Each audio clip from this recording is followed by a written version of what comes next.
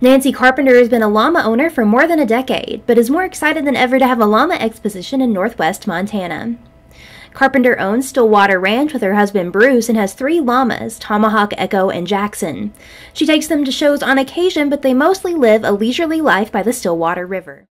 We have 8 acres total, and probably about 5 or 6 of them are in pastures. They have this one, and then the whole front half of the property. Oh, pretty. That they can, we're surrounded by the river, almost completely. We do let them out and let them run along the edge of the river. They always think they're getting away with something. Right. By doing that. Yeah, it's really funny to watch them get out. They think that we close the front gate and they run around. Very, very crazy. So they're like, we're free. Carpenter is one of many llama enthusiasts in the area to help establish the new Glacier Classic Llama Show taking place at the Majestic Valley Arena on June 22nd and 23rd. What is a llama show? It has elements of both horse shows and dog shows with a few different categories, according to Carpenter. These guys are performance only because they're not breeding animals. They're performance animals. You never know what you're going to be asked to do in arena, so they're judging me on my relationship with my animal. So I'm constantly working with him to do things that would be unexpected. The competition includes 3 obstacle courses, one of which mimics what a llama might encounter on a packing trip.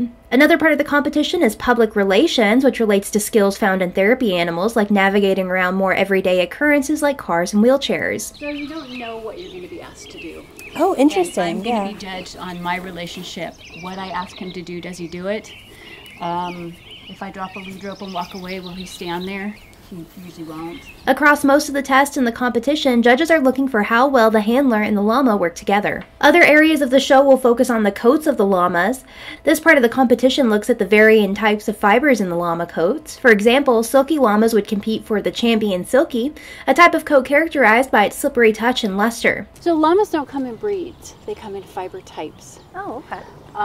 He is what they consider a classic, one of the traditionals, where he doesn't have a lot of hair on him, no hair on his legs, no hair on his head, and he will shed out naturally. This guy here's a double coat. Okay. He has to be sheared because of his age. He shivers a lot during the winter. He's almost 13. So I don't take it all off. I leave about an inch or so that by the time winter rolls around, he's got like 2-3 inches of hair on him. Jackson, the white one on the right, his is very, very soft on his neck, but the body hair is very coarse. It wasn't that easy to get the show up and running, according to Carpenter. She and her husband moved to the area and began connecting with other llama owners and breeders, but when it came to hosting a show, she learned the state regulations made it difficult for out-of-staters to bring llamas to a show here. The state used to require llamas and alpacas who enter the state to have negative brucellosis and tuberculosis tests. Following the change in law, llamas are now only required to have a recent visit from the vet and documentation. Carpenter said the law was created years ago when cattle ranchers in the state had a fear of brucellosis and tuberculosis spreading from llamas to cows. But through working with the Montana Department of Agriculture and the Montana State Veterinarian, they found there are no documented cases of llamas carrying brucellosis. The change has made it easier for people to come here for a llama show, but also for Montana residents to go out of state for shows. Carpenter is excited to be taking part in the competition and believes it will bring together a strong community of llama enthusiasts in Montana. She said there are notable breeders in the state and that increasingly she's seeing people use their llamas as pack animals for backpacking trips. Because the animal is native to a rocky and mountainous environment, it does extremely well as a pack animal here. Carpenter fell in love with llamas more than a decade ago. After growing up on a cattle ranch and showing horses, she longed to get back into owning large animals. She was living in Portland at the time and started looking into animal rescues, eventually landing on a llama rescue. It was there she met the first llama she ever owned, who is still with her at the ranch. She was working with baby llamas and decided to adopt Tomahawk, who is still going strong at llama shows. He is an animal that has challenged me his whole life. Everybody says I don't own him, he owns me. Tommy's in charge, and I actually got a t-shirt once that says, "My llama's not spoiled, he just has me well trained." Carpenter said she sees them as pets and enjoys their calm demeanor. Because they aren't as high energy or as large as horses, they don't pose a physical risk for handlers. They are also sensitive to humans, which makes them great therapy animals, according to Carpenter. They're very social. They're very individual personalities.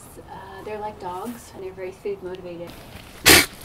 That's about as much as spitting as they do. They do spit, okay. but that was him saying no thank you. Stay away from my hiney. They have a bit of a cat-like personality in that they're really easy to train, but you can ask them to do something one day and they'll just look at you like, yeah, not today. Yeah, like I'm not. Yeah, and it's usually in the arena when you're asking them to do something in the performance class that they need to do. So. Organizers of the show were hoping to see families out and having fun with the llamas.